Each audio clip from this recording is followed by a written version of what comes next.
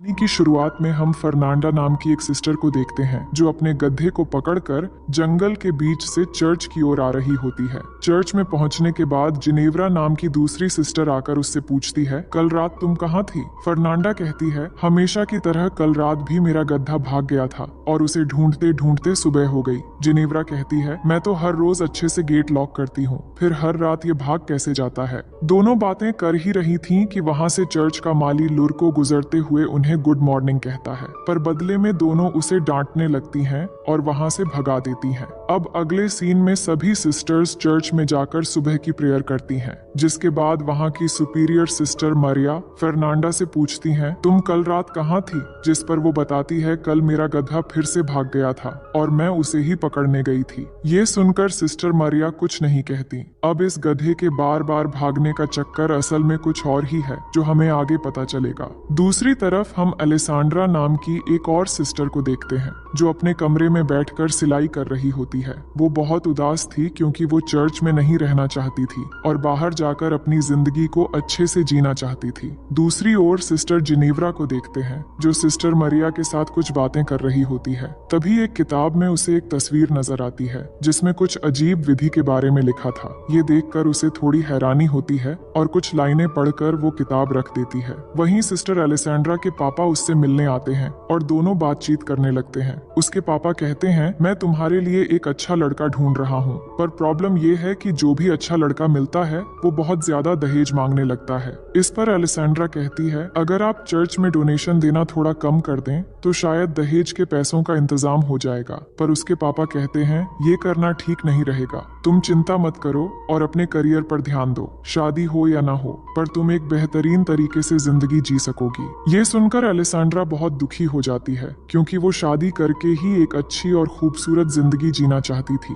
अगले दिन हम तीनों सिस्टर्स को एक साथ देखते हैं जो अपने बुने हुए कपड़ों को ले जा रही होती हैं। अलेसांड्रा अपने पापा से की गई बातचीत दोनों सिस्टर्स को बताती है, जिसे सुनकर वो भी दुखी हो जाती है। तभी वो वहाँ लुरको को देखते हैं जो कुछ काम करते हुए उन्हें अजीब नजरों से देख रहा था, पर ऐसा करते हुए देखकर वो तीनों उस पर भड़क जाती है और अपने दिल की भड़ास निकालने के लिए अंदर आकर उसका सामान फेंकने लगती है और इतने से भी उनका मन नहीं भरता तो वो उसकी पिटाई भी कर देती है। दूसरी तरफ हम इस चर्च के फादर टोमासो को देखते हैं जो सिस्टर्स के बुने हुए कपड़े बाजार लेकर जाने के लिए निकलते हैं। रास्ते में लुरको उनसे मिलता है और कहता है, मुझे माफ कर दीजिए फादर, अब मैं इस चर्च में काम नहीं करना चाहता। इस पर फादर उसे समझाते हैं कि अब आगे से ऐसा कुछ नहीं होगा, लेकिन लुरको नहीं मानता और वहां से चला जाता है। इसके बाद हम चर्च से कुछ मील दूर एक घर में लॉर्ड ब्रूनो नाम के एक जमींदार आदमी को देखते हैं जो अपनी पत्नी फ्रांचेस्का के साथ खाना खाते हुए बातें कर रहा होता है। पर फ्रांचेस्का का ध्यान उनके नौकर मसेटो की तरफ होता है और मसेटो भी अपनी मालकिन को देख रहा होता है। दोनों को देखकर ऐसा लग रहा था कि उनके बीच कोई चक्कर है। फिर रात होते ही हम देखते हैं कि फ्रांचेस्का और मसेटो बिस्तर में एक राउंड खत्म कर चुके हैं। फ्रांचेस्का कहती है, मेरा पति मुझे खुश नहीं कर पाता, बस अपनी शानो शौकत की बातें करता रहता है। इसके बाद दोनों दूसरे राउंड के लिए तैयार होने लगते हैं। तभी कमरे में ब्रूनो के आने की आवाज सुनकर मासेट्टो खिड़की से कूदकर भागने की कोशिश करता है, लेकिन ब्रूनो आकर उसको पीछे से देख लेता है और उसका पीछा करते हुए सभी नौकरों के घर में चला जाता है। मगर मसेटो पहले पहुंचकर सोने का नाटक करने लगता है। इसके बाद ब्रूनो सभी नौकरों को चेक करने लगता है कि किसकी हार्ट बीट तेज है और चेक करते हुए जब मसेटो के पास आता है तो उसे शक हो जाता है कि यही वो नौकर है, पर अंधेरा होने की वजह से वो उसे पहचान नहीं पाता, इसलिए उसके कुछ बाल काट लेता है ताकि सुबह होने पर उसे पता चल जाए कि इस तरह के हिमाकत करने वाला असल में कौन था। पर ब्रूनो के जाते ही मासेट्टो उठकर अपने सभी साथियों के बाल भी थोड़ा थोड़ा काट देता है। सुबह होते ही ब्रूनो सभी नौकरों को लाइन में खड़ा करता है और एक एक करके चेक करने लगता है, लेकिन सभी के बाल थोड़े थोड़े कटे हुए होते हैं, जिससे वो समझ नहीं पाता कि वो आदमी कौन था। फिर भी वो समझ जाता है कि जो भी है वो बहुत होशियार है। फिर सबको धमकी देते हुए कहता है कि मैं जिसे ढूंढ रहा हूँ, अगर मैंने उसे पकड़ लिया तो उसका काम तमाम समझो। फिर वो सभी नौकरों के बाल कटवाकर छोटे करवा देता है। अब अगले दिन जब फ्रांचेस्का और ब्रूनो खाना खाने बैठते हैं तो ब्रूनो अपनी वाइफ को वार्निंग देते हुए कहता है कि तुमने जो भी किया ठीक नहीं किया, मैं जानता हूँ कि तुम भी इन सब में शामिल हो। अगर वो नौकर एक बार मुझे मिल गया तो मैं उसके साथ साथ तुम्हें भी खत्म कर दूंगा। लेकिन फ्रांचेस्का ब्रूनो से बिल्कुल भी नहीं डरती और कहती है कि तुम ऐसा कुछ भी भी नहीं कर पाओगे। इसी बीच ब्रूनो अपनी वाइफ और मसेटो को इशारा करते हुए देखकर समझ जाता है कि वो नौकर मसेटो ही है। फिर आगे हम मसेटो को काम करते हुए देखते हैं और वहाँ फ्रांचेस्का भी होती है जो मसेटो के पास आती है और उसके साथ जबरदस्ती भूकंप लाने की कोशिश करने लगती है। लेकिन इस बार दूर से ब्रूनो उन्हें देख लेता है और गुस्से में आकर अपने आदमियों से कहता है, मसेटो को पकड़ के मेरे पास ले आओ। मसेटो ने भी देख लिया था कि ब्रूनो ने सब कुछ देख लिया है, इसलिए वो अपनी जान बचाने के लिए वहाँ से भागना शुरू कर देता है और ब्रूनो के आदमी भी उसके पीछे पड़ जाते हैं, लेकिन वो उसे पकड़ नहीं पाते। जंगल से होते हुए भागते भागते बहुत दूर जाने के बाद मसेटो फादर टोमासो को देखता है। फादर ने बाजार जाने के रास्ते में थोड़ा वाइन पी लिया था और नशे की वजह से उनकी गाड़ी उलट गई थी और सारे कपड़े भी नदी में बह रहे थे। मसेटो ये देखकर फादर की मदद करता है और सारे कपड़े फिर से इकट्ठा कर देता है। इससे फादर बहुत खुश होते हैं और जब उन्हें पता चलता है कि मसेटो का कोई घर नहीं है तो वो उसे अपने साथ चर्च में ले आते हैं। फादर उसे कुछ खाने के लिए देते हैं और कहते हैं कि चर्च में तुम्हें गूंगा बहरा बनकर रहना पड़ेगा, नहीं तो चर्च की सिस्टर्स तुम्हें बहुत परेशान करेंगी। अगले दिन सुबह फादर मसेटो को सिस्टर मरिया से मिलवाते हैं और कहते हैं कि मैं एक आदमी को लाया हूँ जो हर काम में माहिर है, पर ये गूंगा बहरा है इसलिए इसे यहाँ लेकर आया हूँ ताकि ये लुर्को की जगह काम कर सके। ये सुनकर मरिया भी उसे काम पर रख लेती है। अब उसी दिन से मसेटो काम पर लग जाता है, पर सिस्टर अलेसांड्रा और फर्नांडा को नहीं पता था कि मसेटो को काम पर रखा गया है। तो फर्नांडा उसे घुसपैठिया समझकर भागते हुए उसके पास आती है और एक कुल्हाड़ी से डराकर उससे पूछने लगती है कि तुम कौन हो। तभी सिस्टर अलेसांड्रा जल्दी से मरिया को लेकर आती है और मरिया आकर उन्हें बताती है कि ये उनका नया माली है जिसका नाम मसेटो है और ये गूंगा बहरा है। फिर मरिया की बात सुनकर फर्नांडा उसे छोड़ देती है। इसके बाद हम सिस्टर मरिया और अलेसांड्रा को देखते हैं जहां मरिया बताती है कि तुम सिस्टर्स ने मिलकर जो कपड़े बुने थे वो फादर से बाजार जाते समय लुटेरों ने जबरदस्ती छीन ली। मुझे अफसोस है कि तुम लोगों की मेहनत बेकार चली गई, पर अब से कपड़े बुनने के काम को बढ़ाने के लिए हम कुछ और लोगों को भी ले आएंगे ताकि कम समय में ज्यादा कपड़े बनाए जा सकें। इसके बाद अलेसांड्रा को वायोला नाम की एक बूढ़ी नन के साथ कपड़े बनाने के काम करते हुए देखते हैं,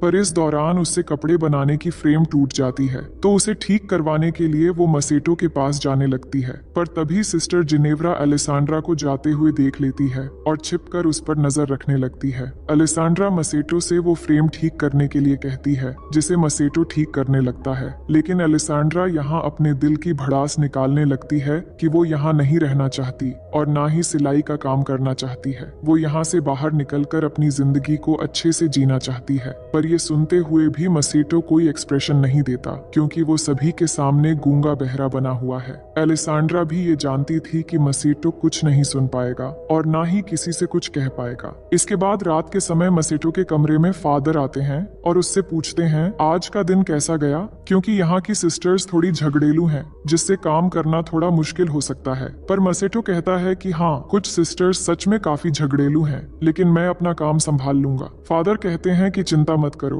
वो तुम्हें नुकसान नहीं पहुंचाएंगी, पर कुछ भी हो मुझे बताते रहना और उनके सामने गूंगा बहरा बने रहना जिससे वो तुमसे ज्यादा उलझेंगी नहीं। वहीं फर्नांडा अपने कमरे में कुछ पढ़ रही होती है, तभी उसकी खिड़की में कोई पत्थर फेंकता है तो वो खिड़की खोलकर देखती है कि उसकी बचपन की फ्रेंड मार्टा उससे मिलने आई है। इसके बाद दोनों अलेसांड्रा के कमरे में जाती है और तीनों मिलकर वाइन पीने लगती हैं। कुछ देर में वहाँ सिस्टर जिनेव्रा भी आ जाती है और सभी मिलकर मजे करने लगते हैं। फिर ड्रिंक करते हुए वो रोमांटिक बातें भी करने लगती हैं। मार्टा उन्हें लड़कों के बारे में कई सारी बातें बताने लगती है कि एक जड़ी बूटी है जिसे एक खास तरीके से इस्तेमाल करके लड़कों को अट्रैक्ट किया जा सकता है, और ये सब सुनते हुए बाकी तीनों भी बहुत मजे लेती हैं। अगले दिन मसेटो जब काम कर रहा होता है तब अलेसांड्रा वहाँ आती है और मसेटो से कहती है मैंने तुम्हारे लिए ये रूमाल बनाया है। फिर वो रूमाल से मसेटो के पसीने पोंछने लगती है और पास बैठकर उससे बातें करने लगती है। दरअसल पिछली रात मार्टा की रोमांटिक बातों को सुनने के बाद उसके मन में नौटी ख्यालात आ गए थे, इसलिए वो बात करते करते अचानक उसे किस कर लेती है, जिससे मसेटो भी इस चांस को बिना गवाए वहीं पर उसके साथ तूफान और भूकंप के मजे लेने लगता है।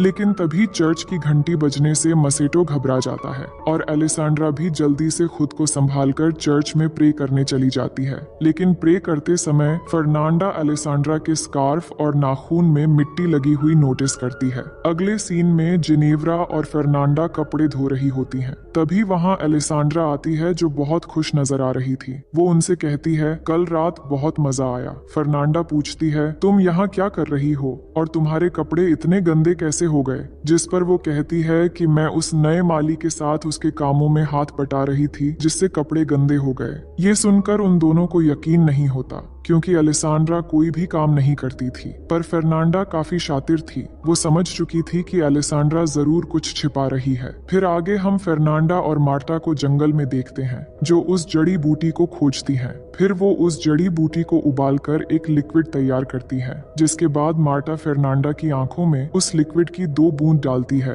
और फिर उसकी उंगली में कट लगाकर थोड़ा खून लेकर उसके गालों पर लगाती है। लेकिन ये सब जिनेव्रा छिपकर देख रही होती है। इसके बाद फर्नांडा और मार्टा मसेटो के कमरे में जाती हैं, जहां फर्नांडा उसे चाकू दिखाकर डराती है। फिर दोनों मिलकर मसेटो को अपनी तरफ अट्रैक्ट करने की कोशिश करने लगती हैं। मसेटो को ये सब अजीब लगता है कि ये उसके साथ क्या कर रही है, पर धीरे धीरे वो भी अपना कंट्रोल खो देता है, जिसके बाद तीनों मिलकर इस तूफान और भूकंप का भरपूर मजा लेते हैं। फिर अपना काम खत्म होने के बाद दोनों घर से बाहर आ जाती हैं। तभी वहां आकर उन्हें जिनेव्रा मिलती है और पूछती है, तुम दोनों यहाँ क्या कर रही हो? जिस पर वो उसकी बातों का कुछ खास जवाब नहीं देती और बहाना बनाकर वहां से चली जाती है। लेकिन जिनेव्रा समझ जाती है कि वो उससे कुछ छिपा रही है। अगली सुबह हेड फादर बिशप चर्च घूमने आते हैं तो फादर टोमासो और मरिया उनका स्वागत करते हैं। दूसरी तरफ मसेटो अलेसांड्रा के कमरे में जाता है और दोनों फिर से एक बार तूफान और भूकंप के मजे लेने लगते हैं। पर इसी बीच सिस्टर वायोला कमरे में आ जाती है, जिसे वो पहले नोटिस नहीं कर पाते।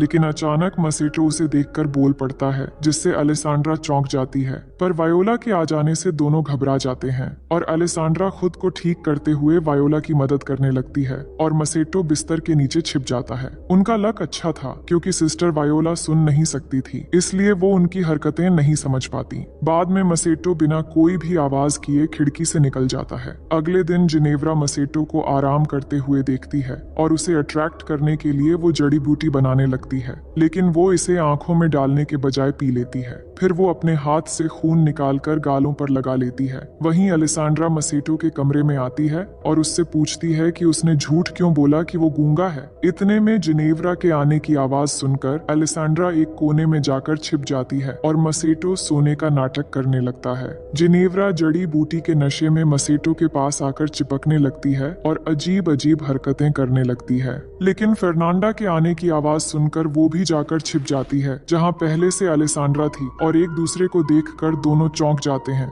इसके बाद फर्नांडा कमरे में आती है और चाकू से डराकर मसेटो के हाथ बांधकर उसकी आंखों पर पट्टी लगा देती है और फिर उसे डरा धमकाकर जंगल की तरफ ले जाने लगती है। पर अलेसांड्रा और जिनेव्रा छिपकर उसका पीछा करती हैं। फिर जब वो जंगल के बीच पहुंचते हैं तब तक रात हो चुकी थी। वो देखते हैं जंगल के बीचों बीच आग जली हुई है और वहाँ कई सारी लड़कियां बिना कपड़ों के नाच रही हैं और पास में उन्होंने मसेटो को भी बांध के रखा हुआ था। अलेसांड्रा कहती है कि ये लोग क्या कर रहे हैं। जिनेव्रा कहती है, मैंने इस तरह के विधि के बारे में एक बार पढ़ा था जिसमें इंसानों की बलि देकर कुछ लड़कियां चुड़ैल की शक्ति हासिल करती हैं और यहाँ पर हमें पता चलता है कि फर्नांडा रोज गधे के बहाने ये सब करने आती थी और अब मार्टा भी इसमें शामिल हो चुकी है। मार्टा और फर्नांडा मसेटो को बलि देने ही वाली होती हैं। तभी मसेटो डर के मारे बोल पड़ता है कि मुझे छोड़ दो। ये सुनकर उन्हें भी पता चल जाता है कि मसेटो गूंगा बहरा नहीं है। वही नशे की हालत में जिनेव्रा भी कपड़े उतारकर उन लड़कियों के साथ नाचना शुरू कर देती है और ये देखकर सभी लड़कियां भागने लगती हैं और मार्टा जाकर जिनेव्रा से झगड़ने लगती है कि वो यहाँ क्यों आई है।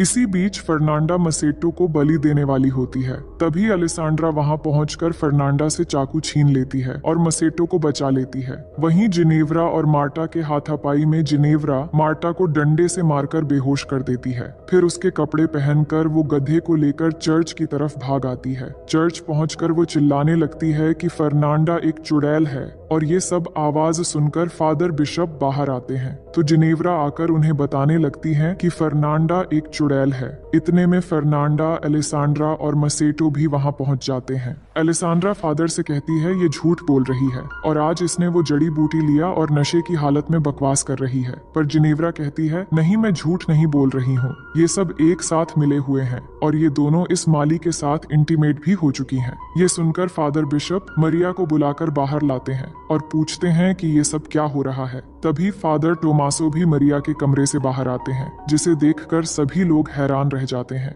और फादर बिशप भी समझ जाते हैं कि इस चर्च में अब तक क्या चल रहा था। इसके बाद अगले दिन फादर बिशप एक एक करके सभी को सजा सुनाते हैं और गॉड से माफी मांगने के लिए कहते हैं और फादर टोमासो को सबसे बड़ी सजा मिलती है क्योंकि उन्होंने फादर होने का गलत फायदा उठाया था। उन्हें सजा के तौर पर एक ऐसे आश्रम में भेज दिया जाता है जहां सिर्फ मर्द रहते हैं और मसेटो को फिर से लॉर्ड ब्रूनो के हवाले कर दिया जाता है जहां लॉर्ड के सिपाही उसे बंदी बना लेते हैं। इसके बाद हम तीनों सिस्टर्स को देखते हैं जो एक दूसरे से माफी मांगती हैं। सिस्टर जिनेव्रा भी फर्नांडा से कहती है मुझे माफ कर देना। फिर तीनों मसेटो के बारे में सोचने लगती हैं कि शायद लॉर्ड ब्रूनो उसे मार डालेगा, इसलिए वो उसे बचाने का एक प्लान बनाती है। उधर लॉर्ड ब्रूनो ने मासेटो को जेल में बंद कर दिया था और फिर वहां आकर कहता है मैंने अपनी वाइफ को कुत्तों और जंगली जानवरों के साथ बांध दिया है ताकि उसे दर्दनाक मौत मिले और अब तुम्हारी बारी है, पर मैं तुम्हें नहीं मारूंगा और जिंदा रखकर उससे भी ज्यादा टॉर्चर करूंगा।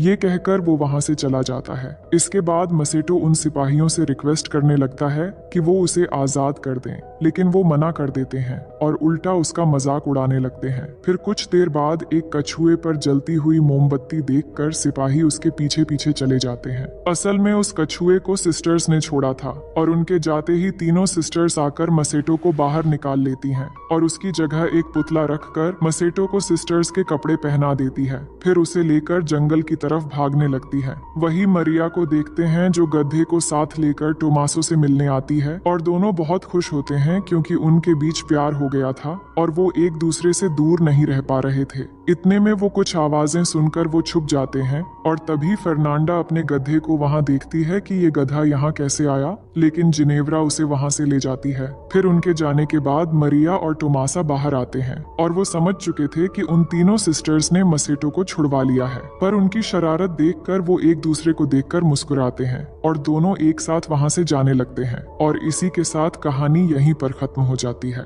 तो दोस्तों, मैं उम्मीद करती हूँ कि ये कहानी आपको बेहद पसंद आएगी और अगर आप हमारे चैनल में पहली बार आए हैं तो वीडियो को लाइक करके